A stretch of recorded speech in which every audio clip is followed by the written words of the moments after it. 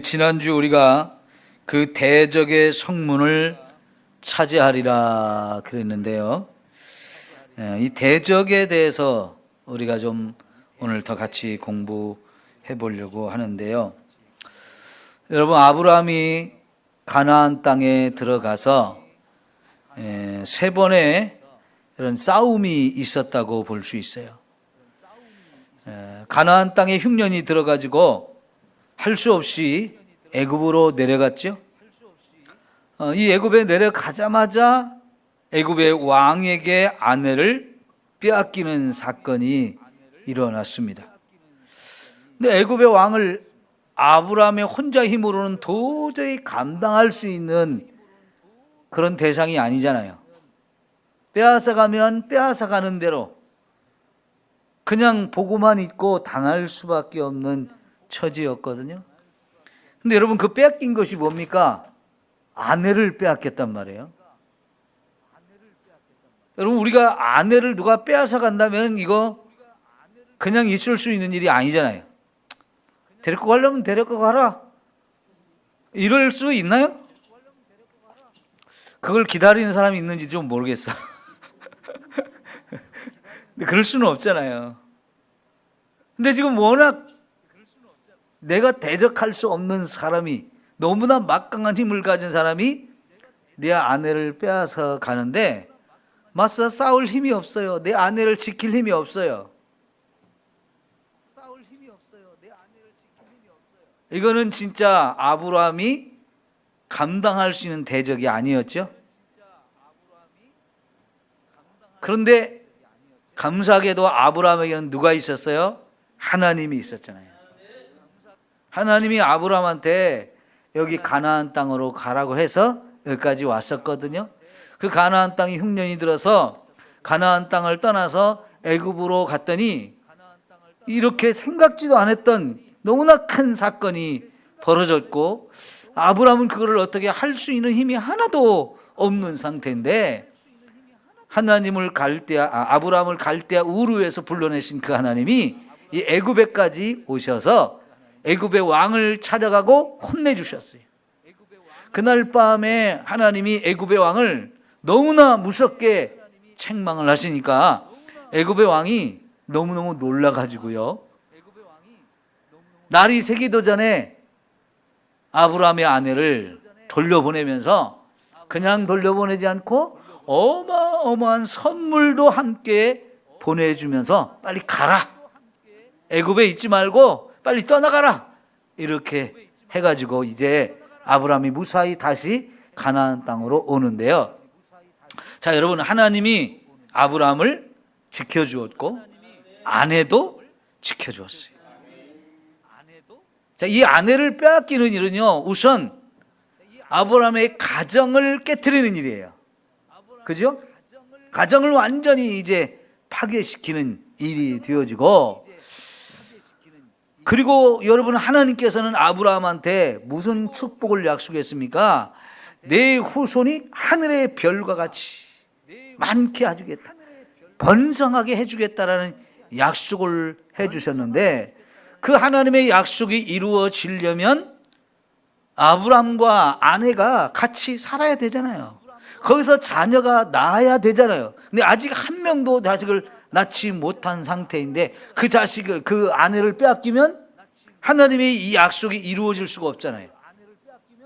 이거는 아내를 빼앗긴다는 것은 지금 너무너무 중요한 문제가 걸려 있는 거기 때문에 하나님께서 아브라함의 가정도 지켜주고, 하나님이 약속했던 내 후손을 번성하게 해주겠다고 약속했던 그걸 이루기 위해서는요, 이 아내를 다시 찾아와야 됐어요.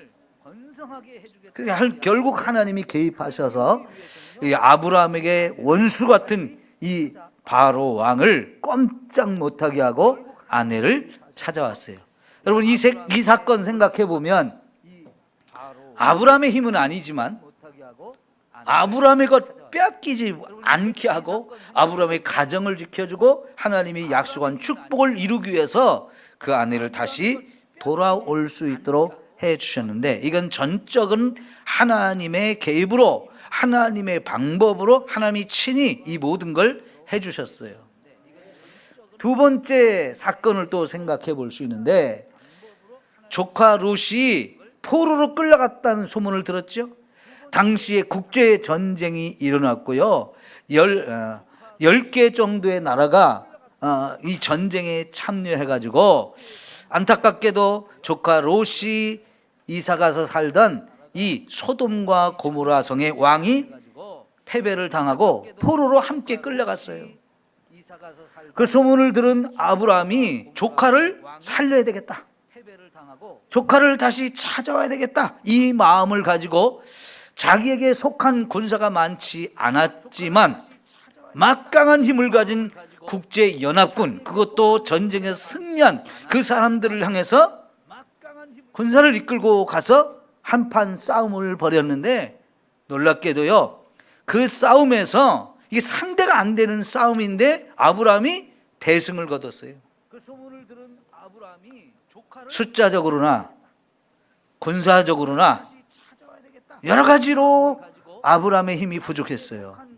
그럼에도 불구하고 아브라함은 조카 롯을 살려야 되겠다는 마음, 그리고 이 전쟁에 갈 때 하나님이 또 나를 지켜줄 것이라는 이 믿음의 확신이 있었기 때문에 아브라함이 전쟁에 참여합니다. 그리고 실제로 상상할 수 없는 승리를 거두었어요. 아마 이때 아브라함은요, 야, 하나님이 나와 함께 하니까 이렇게 놀라운 일을 할 수 있구나, 이거를 확실하게 체험했을 줄 믿습니다. 사실 아브라함에게 이 애굽의 왕이나 국제 전쟁이 일어나서 여러 나라를 격파하고 승리한 그 사람들, 이게 다 아브라함의 원수예요. 그죠? 내 사랑하는 조카를 포로로 잡아서 끌고 간 사람들, 내 가족이잖아요. 그러니까 이 조카 롯을 살리고자 하는 그 마음을 가지고 전쟁터에 참여했는데, 야, 이거 계산이 안 되는 승리를 했단 말이죠. 여러분, 이번에 아프가니스탄에서 미국이 완전히 철수를 했는데, 미국만 아니고 미국이 여러 유럽의 여러 나라를 끌어들여 가지고 미국과 더불어 유럽의 강한 힘을 가진 나라들이 아프가니스탄에 군대를 파견해서 그 탈레반과 20년을 싸웠어요. 근데 사실 군사력으로 보면 이 미국의 힘을 이길 힘이 하나도 없습니다. 거기다 미국만 혼자 한 게 아니고 유럽의 강대국들도 함께 이 전쟁에 참여했는데 탈레반을 이기지를 못했어요. 왜냐하면 거기가 워낙 산악지대가 많고요, 바위로 되어진 이 험한 산악지대에 탈레반들이 숨어 있으니까요, 아무리 미군의 특수부대들을 보내고 그래도, 어마어마한 무기들을 이렇게 보내고 그래도 그들을 완전히 소탕한 게 아니고요, 오히려 하다 안 되니까 포기해버렸잖아요. 사실 이 싸움은 누가 봐도 미국의 위대한 승리로 끝날 줄 알았어요. 근데 그 산악전투에서요, 이게 감당이 안 돼가지고 결국은 그들을 소멸시키지 못하고 물러설 수밖에 없었거든요. 이거는 아브라함이 군대를 끌고 그 연합군을 쫓아간 것과도 비교할 만큼 그런 전쟁이라고 볼 수 있는데요, 아브라함이 승리했어요. 그런데 승리하고 돌아올 때 멜기세덱이 와서 이 전쟁에서 어떻게 승리했는가를 가르쳐 주죠. 누가 승리하게 해줬다는 거예요? 하나님이 너로 하여금 이 전쟁에서 승리하게 해주셨다, 이거를 확실하게 가르쳐 줬고요, 아브라함도 그것이 믿어졌어요. 그래서 맞습니다, 하나님이 내게 이렇게 위대한 승리를 하게 해주셨으니까 내가 이 전쟁에서 승리하고 수많은 탈취물을 뺏어왔는데 그 중에 10분의 1을 하나님께 드립니다 했고, 마침 그때 소돔 왕이 우리 거는 좀 주십시오. 그러니까는 가져가. 너 때문에 내가 부자 됐다는 말은 내가 듣고 싶지 않으니까 너에게 있던 거 다 가져가라고 그냥 다 줬어요. 왜 그래요? 자신감과 담대함이 생겼기 때문입니다. 하나님이 나와 함께 하시면 나를 대적할 놈이 하나도 없고, 하나님이 나와 함께 하시면 하나님이 얼마든지 나를 부유하게 해주실 수 있다. 이 자신감과 확신이 있었기 때문에요, 그렇게 행동을 하는 거였어요. 자, 이 두 가지 사건만 놓고 봐도 하나님께서 지금 아브라함에게 너의 대적의 성문을 취하게 하리라, 이 말씀이 얼마나 확실하게 믿어졌겠어요. 아브라함이 또 살다 보니까 그랄 지방으로 이사를 가야 됐어요. 흉년이 들었는데 그랄 지방에는 그래도 곡식들을 가축을 먹일 수 있는 풀과 들과 물 이런 것들이 있었기 때문에 그쪽으로 이사 갔는데, 거기는 이미 그랄이라고 하는 나라이고요, 거기 왕이 왕권을 가지고 다스리는 거기 때문에 남의 나라에 가서 이렇게 살려고 하면은 그들이 허락하지 않으면 살 수가 없어요. 아브라함이 그쪽에 가서 살다 보니까 아브라함이 점점 더 번성해져 가지고 소떼와 양떼도 많아지고요, 그러니까 풀을 뜯어먹는 양도 많고 물을 마시는 양도 많단 말이죠. 근데 그쪽 동네 사람들도 목축업을 하는 사람들이 있고 해서 자꾸 갈등이 생겼어요. 아브라함이 잘 되는 모습을 보면서 그랄 왕이요 또 시기가 나고 질투가 나서 아내 빼앗아 갔다가 또 다시 돌려줘야 되고, 땅 내놓으라고 하니까 양보하고 또 다른 데로 가면 거기서도 또 하나님 물 주시고 또 번성하고 하니까 나중에 그랄 왕이 와서 뭘 인정했어요? 너의 하나님이 너와 함께하는 걸 내가 볼 수 있겠다. 사실 아브라함은요 갈대아 우르를 떠나서 이 가나안 땅에 왔을 때 혈혈단신이었어요. 이미 그 땅에는 많은 사람들이 나라를 만들고 자기들의 세력을 가지고 살고 있었던 땅이기 때문에 혼자 나그네예요. 그리고 수많은 가축을 이끌고 다니는 사람으로서 그렇게 나그네로 산다는 것은 굉장히 불리한 조건이에요. 누구든지 와서 빼앗아 가면요 도망가기도 어렵고요, 그거 자기 양떼와 가축 지키려면 이게 굉장히 힘든 거예요. 그런 상황에서 여러분 아브라함이 갈대아 우르를 떠나서 여기까지 왔다는 것은 대단한 일인데, 그런데 놀랍게도 하나님은 아브라함에게 속한 것 하나도 남에게 빼앗기지 않게 해주셨어요. 여러분 지금 가나안 땅 그 지역을 중동이라고 하잖아요. 그쪽에 가면 지금도 베두인족이라는 사람들이 있거든요. 베두인족은 이제 통틀어서 사막에 유랑하는 민족이라고 얘기합니다. 사막에 유랑하는 민족. 근데 그들의 특징 중에 하나가 뭐냐면 여기저기 떠돌아다니면서 남의 것을 잘 훔치고 빼앗고 도둑질하는 이런 일을 잘하는 사람들이에요. 그런 사람들이 많아요. 다 그런 건 아니지만 그 사람들 중에도 목축업자도 있고 여러 가지가 있지만 옛날에는요 그들이 사막에서, 왜냐면 거기에 이제 무역을 다니는 낙타나 말 이런 걸 타고 장사를 하러 다니는 무역업자들이 그런 길을 많이 다니기 때문에 거기 가서 습격해가지고 이렇게 뺏어가지고 그걸 먹고 사는 이런 일들이 많았어요. 제가 요새 이슬람에 대해서 좀 공부를 하고 있는데,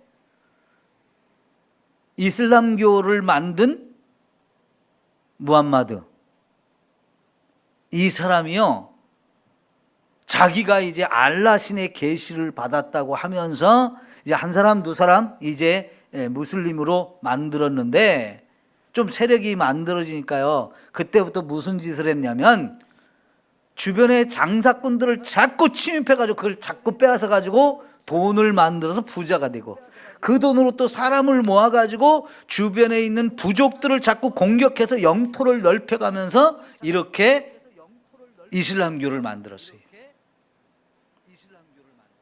직접 이 사람이 전쟁에 참여한 것마도 27번이나 되고요.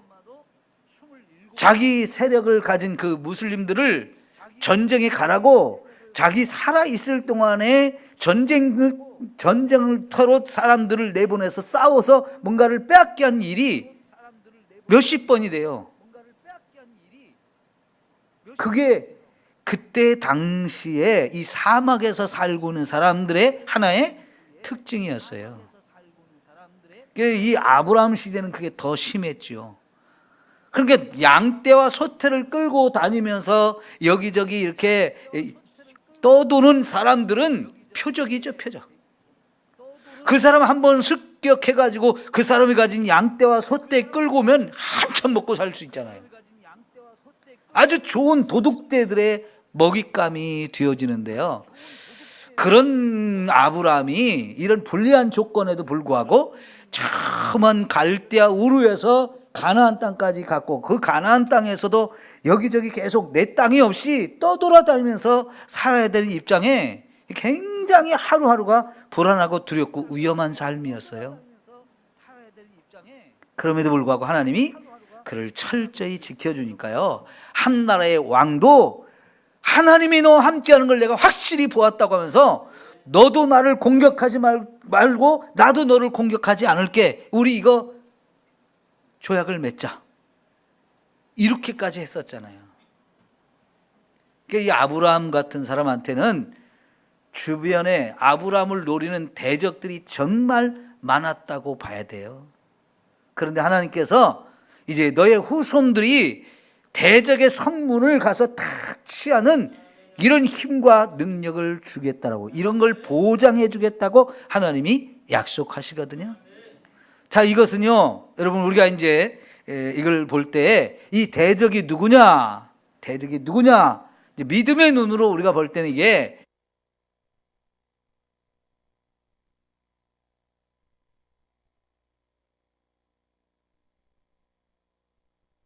적인 싸움을 해야 한다는 것을 우리가 여기서 확인할 수 있어요. 자, 그래서 우리도 이 대적의 성문을 취할 수 있는 저와 여러분이 되어야 되는데, 이게 바로 영적 전쟁에서 승리해야 된다 하는 거죠. 여러분, 하나님께서는 아브라함의 후손인 저와 여러분들에게 이 영적 전쟁에서 승리할 수 있다고 확실하게 우리에게 말씀을 해 주시는 거거든요. 자, 그러면 이 대적이 누구냐 하는 것들을 우리가 좀 잘 깨닫고 이 대적과 잘 싸워서 승리할 수 있어야 되겠는데요. 자, 여러분, 우리는 우리의 대적이 누구인지 확실하게 알고 있죠? 누구입니까? 예, 마귀. 적을 알고 나를 알면 백전백승이다 하는 말을 우리는 너무나 잘 알고 있죠. 적을 확실하게 알아야 적과 우리가 싸워서 승리할 수가 있게 되어지는데, 자, 여러분, 창세기 3장 15절에 처음으로 이 대적이 나타났어요. 아담과 하와를 찾아와서 하나님이 선악과를 따먹지 말라고 했는데 그걸 따먹어도 좋다라고 자꾸 유혹을 하는 거예요. 그러면서 이 선악과를 따먹으면 네가 죽는 게 아니고 오히려 네 눈이 밝아져서 네가 하나님처럼 된다라고 얘기를 하거든요. 이게 바로 이제 마귀를 통해서, 뱀을 통해서 마귀가 와가지고 아담과 하와를 유혹하고, 그래서 하나님의 말씀을 거역하고 불순종하게 만들어서 하나님과의 관계를 깨트리고, 이 죄를 진 우리 인간이 하나님부터 무서운 벌과 심판을 받아가지고 영원한 생명도 빼앗기고 에덴 동산에서 쫓겨나고 하나님 주신 이 형상, 이것도 깨트려버리는 이 세대한 불행한 사건이 벌어졌거든요. 이게 사탄의 존재예요. 그런데 이 사탄은 아담과 하와만 공격한 게 아니고 이제 하나님이 사랑하는 모든 사람들을 찾아와서 끊임없이 이런 전쟁을 하기 때문에 저와 여러분에게도 이 전쟁이 있을 수밖에 없는 거지. 자, 여러분, 그래서요, 우리가 이 신앙생활하는 동안에 이 전쟁은 피할 수 있는 전쟁이 아니라는 거예요. 근데 사탄은요, 사탄이 쓰는 최고의 전략 중에 하나가 뭐냐면 사람들로 하여금 사탄의 존재를 자꾸 믿지 않게 만드는 거예요. 그러니까 여러분, 요즘 세상에 하나님을 안 믿는 사람들한테 사탄의 존재를 얘기하면 믿습니까? 안 믿습니까? 안 믿으려고 그래요. 없다고 그래요.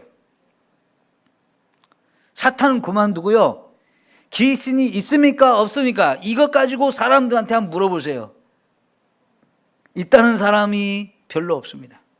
대부분 없다라고 얘기를 해요. 아니, 21세기에 사는 이 첨단 과학이 발전한 시대에 무슨 그런 말 같지도 않은 얘기 하냐면서요. 사람들이 다 웃어버려요. 비웃어요. 그러나 실제로 귀신에 사로잡혀가지고 자기들이 감당을 못해서 무당을 찾아가는 사람들을 보면은 그런 때는 또 인정을 해요. 그죠? 또 무당이 막 구슬해가지고 그 귀신이 떠나는 것처럼 보이는 이런 상황이 나타나면 귀신이 있다라고 이렇게 또 하거든요. 그러나 어쨌든 간에요, 이 세상 사람들은 사탄이나 귀신의 존재를 자꾸만 부인하고 안 믿으려고 그래요. 이게 왜 그렇게 됐을까요? 마귀가 쓰는 전략입니다. 왜냐하면 없다라고 말하면 사람들이 싸우겠어요? 안 싸우겠어요? 없다라고 생각하면 안 싸우는 거죠. 그런데 여러분, 우리가 신앙생활을 해보니까 마귀가 있어요? 없어요? 분명히 있죠. 신앙생활을 해보면 이 마귀가 있다는 걸 우리가 알게 돼요. 왜냐하면 마귀가 저와 여러분에게 싸움을 걸어오기 때문에 이거를 우리가 느낄 수 있단 말이죠. 눈에는 보이지 않아요. 분명히 눈에는 보이지 않지만 그놈들이 자꾸 저와 여러분을 죄를 짓게 유혹하거나 아니면 신앙생활을 못하게 자꾸 방해하면서 저와 여러분을 힘들게 하는 일들이 너무나 많이 있고요. 그런 것을 우리가 경험을 하기 때문에 신앙생활을 하다 보면 분명히 마귀의 존재를 우리가 인정하지 않을 수가 없어요.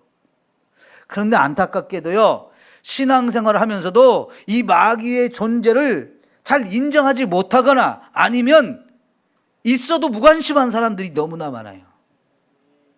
그러면 어떻게 될까요? 싸움이 안 일어날까요? 마귀가 우리한테 싸움을 안 걸어올까요? 싸움을 안 걸어오는 게 아니고 내가 일방적으로 속고 일방적으로 빼앗기고 일방적으로 어려움을 당하는 거예요. 아무리 마귀가 우리를 공격하고 미혹하고 온갖 짓을 하는데도 불구하고 우리는 그냥 속수무책으로 당하고만 있어요. 마귀가 그렇게 한다는 걸 전혀 깨닫지 못하고요. 여러분, 저녁에 자다가 모기 한 마리만 들어와도 여러분 어떻게 해요? 잘 수가 없죠? 무시해버리고 그냥 잡니까? 그런 사람은 아침에 일어나면 여기저기 모기한테 띠낀 게 잔뜩 있어요. 근데 그래서 대부분은 밤에 자다가 모기가 날아다니는 소리가 들리고 나를 여기저기 물고 그러면 잠을 못 자고 일어나서 불을 켜고 반드시 그 모기를 잡고 그러고 자려고 하잖아요. 모기 한 마리도 그러는데 나 조금씩 물어가서 따끔따끔하다고. 지금도 저도 여기 어디서 뜯겼는지 뜯겼거든요. 모기가 와서 물었어요. 저녁 때. 자꾸 부르터가지고 가렵고 그런단 말이에요. 그 피 빨아먹으면 얼마나 빨아먹겠어요? 그렇지만요, 그 모기 보면 반드시 잡아 없어야죠. 근데 하물며 모기도 그러는데 사탄에 대해서는 우리가 싸울 줄을 모른다는 얘기예요. 안 싸우는 사람이 너무나 많아요. 평화를 누리기 위해서 그런가요? 여러분, 마귀하고는 절대로 평화협정을 맺을 필요가 없어요. 그렇게 마귀하고 평화협정을 맺는다고 마귀가 그 협정을 지키느냐? 너하고 나하고는 협정을 맺었으니까, 우리 안 싸우기로 했으니까 하면서 이걸 지킬까요? 절대로 마귀는 그러지 않아요. 그래서 예수님이, 성경이 우리에게 가르쳐 주길 마귀는 악한 놈이라고 하거든요. 악한 놈이라고 해요. 믿을 수 없는 놈이에요. 내가 안 싸우면 싸움이 없는 게 아니고요. 그런 우리와 상관없이 그렇게 안 싸우려고 하면 마귀는 더 좋아해요. 그리고는 막 대놓고 우리를 공격하고 대놓고 빼앗아가고 대놓고 우리를 방해하거든요. 네, 그래서 성경은 너희 대적 마귀를 대적하라고 그러잖아요. 마귀를 대적하라고 그러잖아요. 그죠? 마귀하고 평화롭게 살라고 그랬어요? 친하게 지내라 그랬어요? 마귀하고는 절대로 좋은 관계를 유지하려고 해서는 안 되지요. 분명히 그는 우리의 대적입니다. 그래서 하나님께서 저와 여러분에게 너의 대적을, 그 대적의 성분을 취할 수 있는 힘을 준다. 그런 능력을 준다. 그렇게 승리하게 해주겠다 라고 하나님이 놀라운 약속을 해주시는 거예요. 자, 보십시오. 왜 그 약속을 했습니까? 지금 아브라함이 자기 자식을 잡아서 하나님께 드리려고 할 정도로 어마어마하게 하나님을 사랑하잖아요. 그렇기 때문에 하나님도 아브라함에게 최고의 축복을 약속하는데, 그 약속을 하면서 하나님은 내가 이 축복을 너에게 하는데 맹세한다. 맹세. 내 스스로 나를 두고 맹세한다. 반드시 복을 주겠다. 복의 내용도 어마어마하지만 그 축복한 걸 반드시 이루어 주겠다는 하나님의 확실한 의지를 그렇게 표현했어요. 근데 그 축복의 내용 중에 하나가 대적의 성문을 취하게 해주겠다.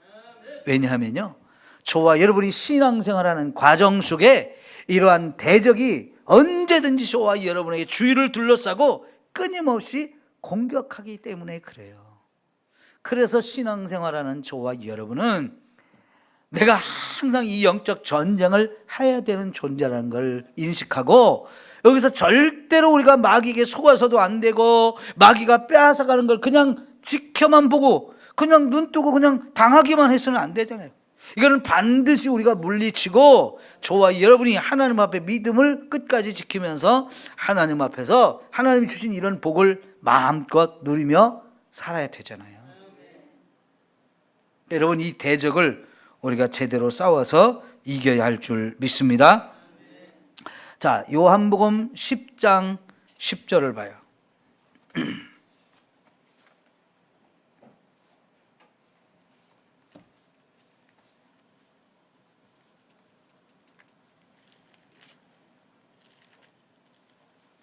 10장 10절 시작. 도둑이 오는 것은 도둑질하고 죽이고 멸망시키려는 것뿐이요 내가 온 것은 양으로 생명을 얻게 하고 더 풍성히 얻게 하려는 것이라. 자, 여기서 예수님과 도둑을 비교해서 설명을 하고 있는데, 도둑이 왜 오느냐? 도둑질해 가려고 한다. 죽이려고 온다. 멸망시키려고 온다. 그런데 예수님은 멸망시키는 게 아니고 우리에게 뭘 줘요?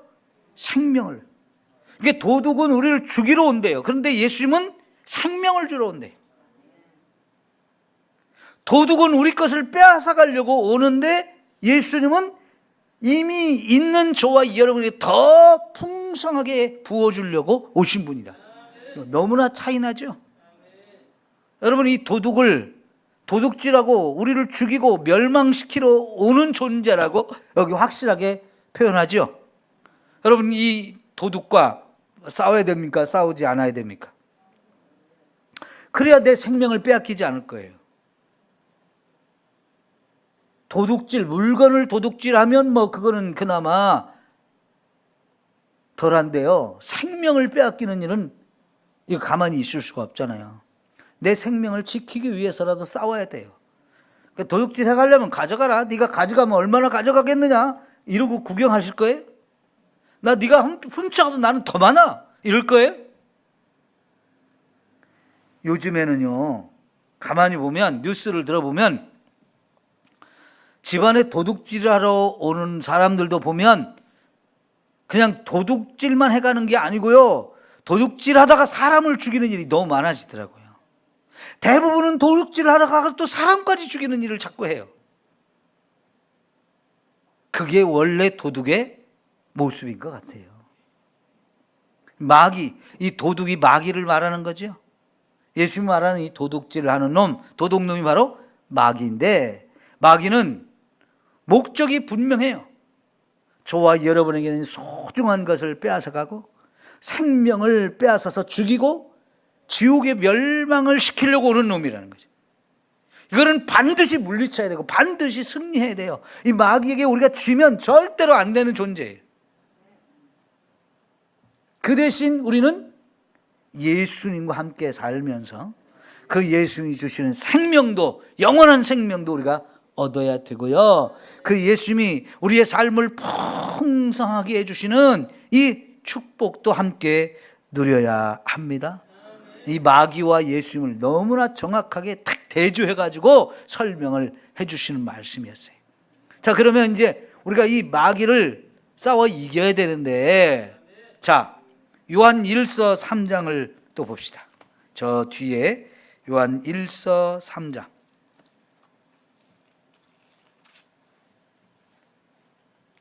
(4절부터) 볼게요. 요한 1서 3장 4절부터 8절까지 볼게요. 죄를 짓는 자마다 불법을 행하나니 죄는 불법이라. 그가 우리 죄를 없애려고 나타나신 것을 너희가 아나니 그에게는 죄가 없느니라. 자, 이 4절 5절을 보면 저와 여러분은 자꾸 죄를 지어요. 그죠? 하나님 말씀을 자꾸 불순종해가지고 죄를 지어요. 죄라고 하는 것은 한마디로 하나님 말씀을 자꾸 어기는 거예요. 이게 인전 죄예요. 그런데 우리가 죄를 짓고 났을 때 그 죄를 없애려고 오신 분이 있어요. 누구예요? 예수님. 우리 죄를 없애주려고 오신 분. 그분이 예수님이죠. 자, 그 다음에 6절. 그 안에 거하는 자마다 범죄하지 아니하나니 그랬어요. 누구 안에 거하는 자가 범죄하지 않는다고요? 예수님 안에 거하면. 그러니까 예수님은 저와 여러분이 이미 지은 죄도 없애주려고 오셨고, 또 예수를 믿으면 저와 여러분이 예수님 품 안에 있게 됨으로 인해서 예수님 품 안에 있는 사람, 예수님에게 속한 사람, 이 사람은 죄를 또 안 짓게 지켜주신다는 거예요. 그죠? 너무나 큰 축복이죠. 자, 그런데 보세요. 그 안에, 그 밑에 7절. 자녀들아, 아무도 너희를 미혹하지 못하게 하라. 미혹하는 자가 있대요. 우리가 예수님 안에 살면서 죄와 싸워서 이기고 죄를 안 짓도록 예수님이 지켜주는데, 그 예수님 안에 있는 우리를 자꾸 미혹해가지고 끌어내려고 하는 사람, 예수님 품 안에서 자꾸 밖으로 끌고 가려고 하는 놈들이, 미혹하는 놈들이 있다는 거예요. 자, 그래서 8절에 보면 죄를 짓는 자는 누구에게 속한 자가 된다고? 마귀에게 속한다. 그 마귀가 예수님 안에 있는 저와 여러분을 자꾸 밖에서 이리 나오라고, 여기 좋은 게 있다고 자꾸 미혹해요. 유혹해요. 어떤 사람이 그 미혹에 빠져가지고 예수님 품을 떠나서 밖으로 나갔어요. 그래서 죄를 짓게 되면 그 순간 누구에게 속한다고요? 마귀에게 속한다. 자, 여러분, 마귀의 미혹을 받기 전에 우리가 어디에 있었어요? 예수님 안에 있었어요. 예수님 품 안에, 예수님께 속한 자였어요. 그런데 마귀가 밖에서 자꾸 우리를 미혹해가지고 그 미혹에 끌려서 따라가면 결국은 죄를 짓게 되고, 죄를 짓는 순간 그 사람 마귀에게 속한 자가 되어진대요. 그런데 마귀는 처음부터 범죄였다. 자기가 죄를 짓고 하나님께 벌을 받은 존재이고 하늘에서 쫓겨나다 보니까요, 그리고 지옥에 멸망받기로 이제 예정된 자다 보니까요, 하나님 품 안에 있는 저와 여러분이 시기가 나고 질투가 나서 그냥 잊지 못하고요, 우리를 자꾸 미혹해가지고 우리를 죄를 짓게 만들고, 죄를 짓게 되면 너는 이제 내 거다 하면서 자꾸 마귀에게 속한 자로 만드는데요. 그 다음에 하나님의 아들이 나타나신 것은 뭘 하라고 오셨다고요? 마귀의 일을 멸하려 하심이라. 여러분, 예수님이 이렇게 이 세상에 오신 또 하나의 이유는 마귀를 멸하고 그 마귀에게 속했던 저와 여러분을 거기서 구원하시려는 거예요. 아까 5절에서는 우리 죄를 없애려고 오셨다고 그랬어요. 우리 죄 문제를 해결해 줘야 마귀가 저와 여러분 붙들고 있는 것을 풀어놓을 수 있거든요. 마귀가 우리를 붙들고 있는 것은 죄 때문이고요. 우리가 죄를 짓는 순간 마귀가 와서 너는 내 뼈다, 내 거다 하면서 꽉 우리를 잡고 있는데, 예수님이 오셔서 우리 죄를 없애주니까 더 이상 마귀가 저와 여러분을 잡을 근거가 없는 거예요. 이거 내 겁니다 할 수 있는, 주장할 수 있는 게 없는 거예요. 그러면서 우리 죄만 없애 주는 게 아니고 우리를 자꾸 미혹하고 우리를 딱 붙들려고 하는 이 마귀를 멸하러 오신 분이 예수입니다.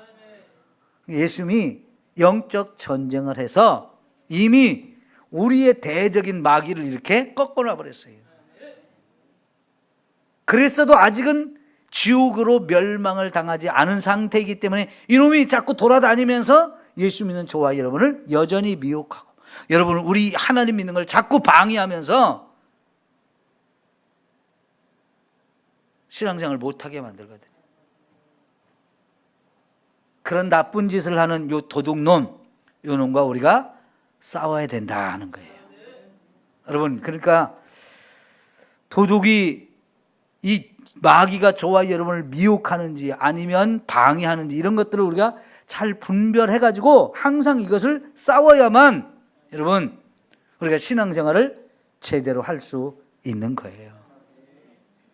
자, 예를 들어서 지금 이 시간에 교회를 온 사람하고 안 온 사람하고는 큰 차이가 있는데요. 교회를 못 온 사람들 왜 못 왔을까요? 제가 이 말을 하면 집에서 유튜브를 보는 사람 중에 기분 나쁘게 생각할 사람도 있겠지만요, 예? 그들 중에 상당수가 마귀가 앉혀놔서 그래요. 하나님 교회 예배 자리에 나오지 못하도록 주저앉혀놨기 때문에 못 나오는 사람이 많아. 여러분, 마귀가 그런 짓을 할까요, 안 할까요? 당연히 하죠. 예배를 와서 드리는 사람하고 안 드리는 사람하고는 천지 차이가 있어요.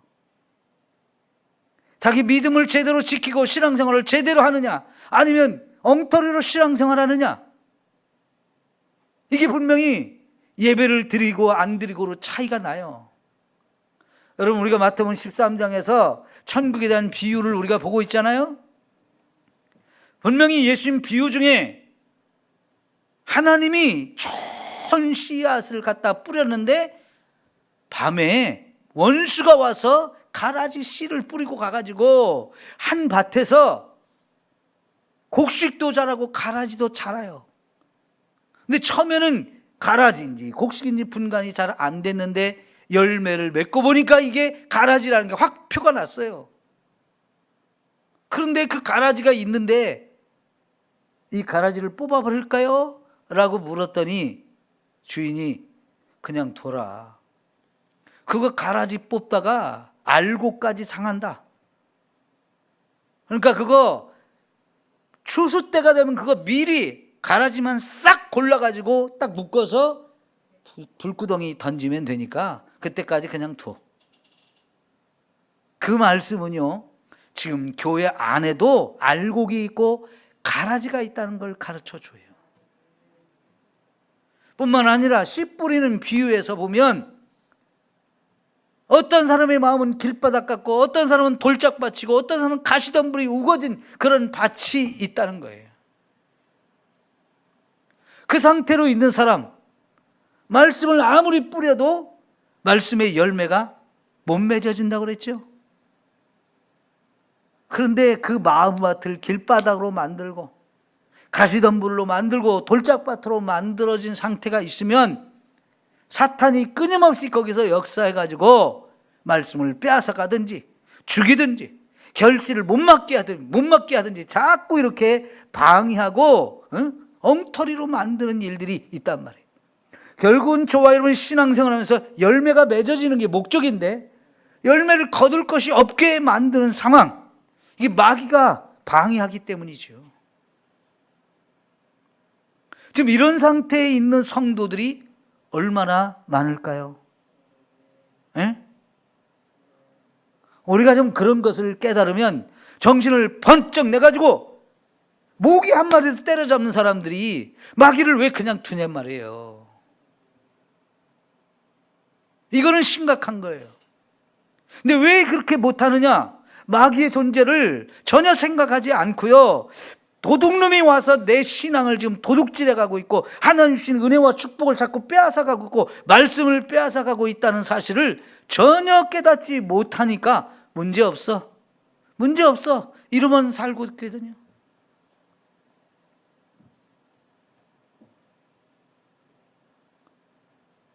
영어로 이런 표현이 있어요. Don't worry, be happy. 걱정할 거 없어. 행복하잖아. 행복해라. 행복한 마음 갖고 살면 돼. 이러거든요. 여러분, 우리 삶이 그럴 수 있으면 얼마나 좋겠습니까? 그런데 끊임없이 마귀는 저와 여러분을 공격해서 하나님 주신 좋은 것 자꾸 빼앗아가서 우리로 하여금 그것이 좋은 것인 일도 모르게 하고요, 좋은 것을 누리지 못하게 하고요, 신앙이 자라지 못하게 만드는 거예요. 이런 역사들이 우리의 삶에 너무도 많은데, 여러분, 성도들이 이거를 깨닫지 못하고 그래서 마귀와 싸우지 않고 그냥 소수무책으로 당하고만 있는 거예요. 여러분, 이제는 마귀와 싸워야 됩니다. 새벽이나 저녁에 이렇게 나오시는 여러분들, 기도하는 여러분들은 우선 이 마귀와 싸워서 이기시고, 저와 여러분의 힘을 합해서 마귀의 대적을, 이 마귀를 물리치지 못하고 자꾸 빼앗기고 사는 우리 성도들을 또 대신 싸워줘 가지고 그들을 지킬 수 있는 저와 여러분이 돼야 돼요. 마귀의 존재를 인식하지 못하고 싸우지 못하는 우리 성도들 많기 때문에 그들을 위해서 저와 여러분이 대신 싸워줄 수 있잖아요. 그들을 위해서 기도하면 돼요. 그리고 그들을 자꾸 깨워요. 그들에게 일깨워줘요. 이런 사실들을 자꾸 가르쳐서 우리 신앙생활 열심히 하자. 에? 이렇게 신앙생활하면 안 된다 하면서 자꾸 여러분 우리가 파수꾼 노력도 해야 되고요. 열심히 같이 싸워서 우리 성도들을 지킬 수 있는 저와 여러분이 되어야 합니다. 예? 이거 너무나 중요해요.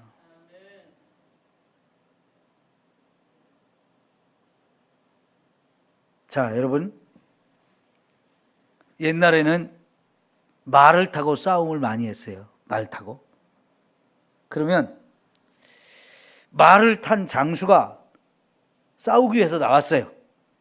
그럼 이쪽에서도 말을 탄 사람이 나가서 싸우겠죠?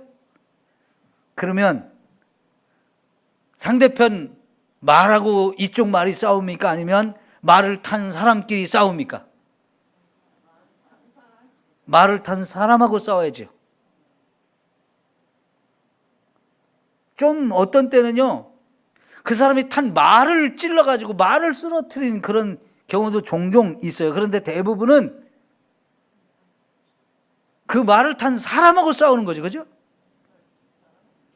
자, 근데 이걸 잘 생각해 보셔야 돼요. 제가 왜 이 말씀을 드리냐? 여기서 말을 탄 사람이 누구이고 그 말이 누구인지 제 얘기를 잘 들어보셔야 돼요. 말을 탄 사람은 마귀이고요, 말을 탄 그 마귀가 타고 있는 말, 그게 바로 사람이에요. 이해가 돼요? 그러니까 여러분, 우리가 영적 전쟁을 할 때 분명히 우리의 싸움은 혈과 육에 대한 싸움이 아니라고 그랬어요. 그죠? 혈과 육에 대한 싸움이 아니고 공중의 권세를 잡은 악한 영들과의 싸움이다. 이 이야기를 제가 지금 비유로 설명한 거예요. 말을 타고 사람이 싸우러 나온단 말이에요. 그 사람과 싸워야지 말하고 싸우면 안 되는 거예요. 그죠? 그럼 거기서 말하는 말을 탄 사람, 이게 마귀를 말하는 거고요. 마귀가 타고 있는 말, 그게 바로 저와 여러분들이에요. 그럼 이제 잘 생각해 보세요. 집에서 믿음이 없거나 이 믿음이 작은 남편이 자꾸 나를 긁어대. 내가 하나님 앞에 뭔가 좀 하려고 하면, 열심히 하려고 하고 예배 나가려고 하고 자꾸 뭐 교회 가서 봉사도 하려고 그러면 자꾸 옆에서 딴지 걸고 좀 적당히 하라고 하고 시비 걸고 못하게 하고 기분 나빠하는 그 남편하고 싸워야 돼요? 싸우지 말아야 돼요? 예? 누구랑 싸워야 돼요?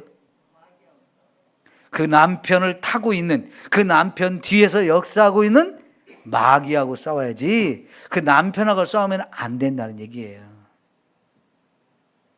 근데 여러분, 우선은 내 남편이 그러는 거잖아. 그죠? 내 남편이 그러니까 저놈의 남편이 미워. 이렇게 되면 안 된다는 얘기예요.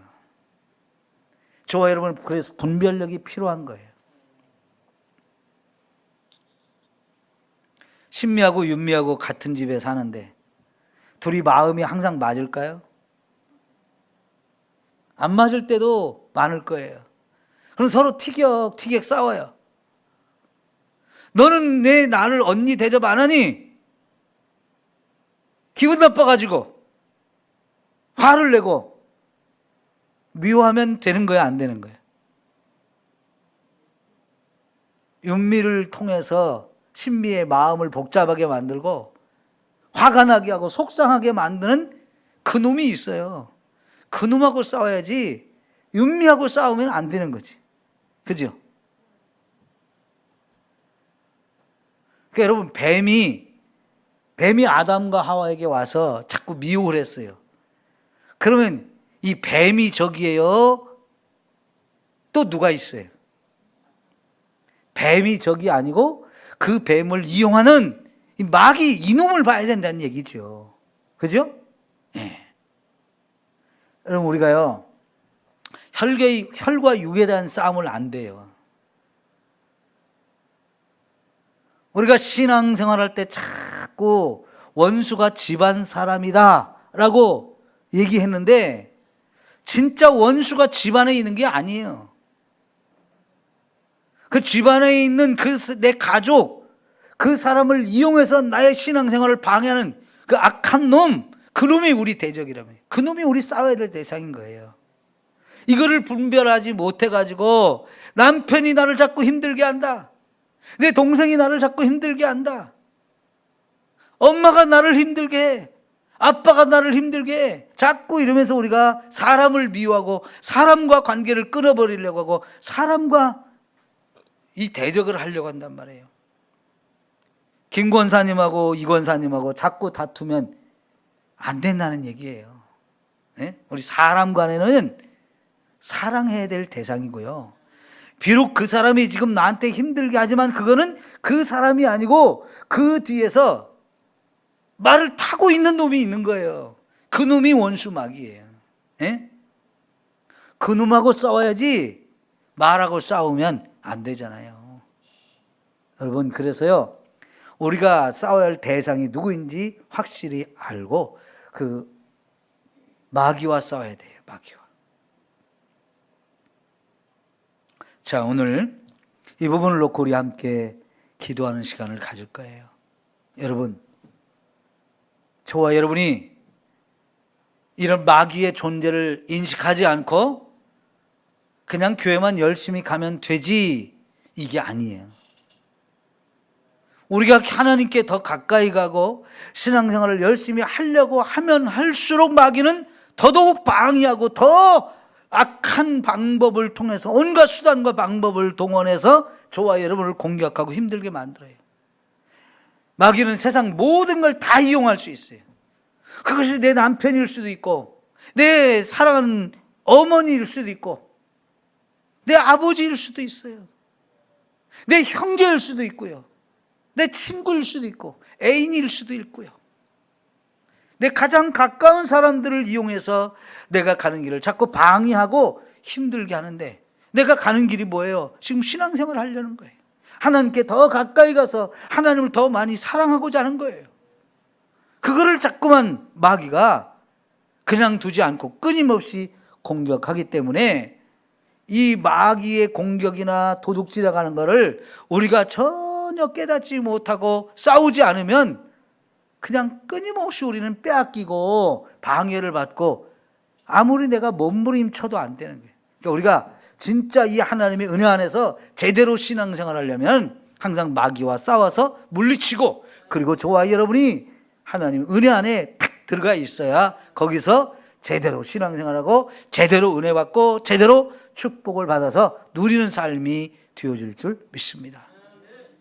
빼앗기지 말고요, 공격당하는 거 그냥 당하지 말고 싸워서 이기십시오. 싸워 이겨야 돼요.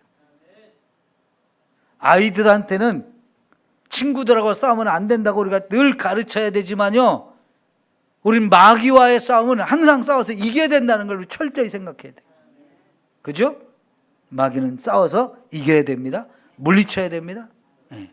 근데 마귀라는 놈이요, 베드로전서 5장에 보면 마귀를 대적하라 그랬어요. 그럼 어떻게 한다고요? 피한다는 거예요. 마귀도 이게 겁이 많아요. 우리가 대적하면 어이구 무서워하면서 팍 피해요. 별거 아니에요. 별거 아니에요. 저와 여러분 마귀를 절대로 무서워할 필요 없이 믿음을 가지고 싸워서 우리 승리합시다. 네, 기도합니다.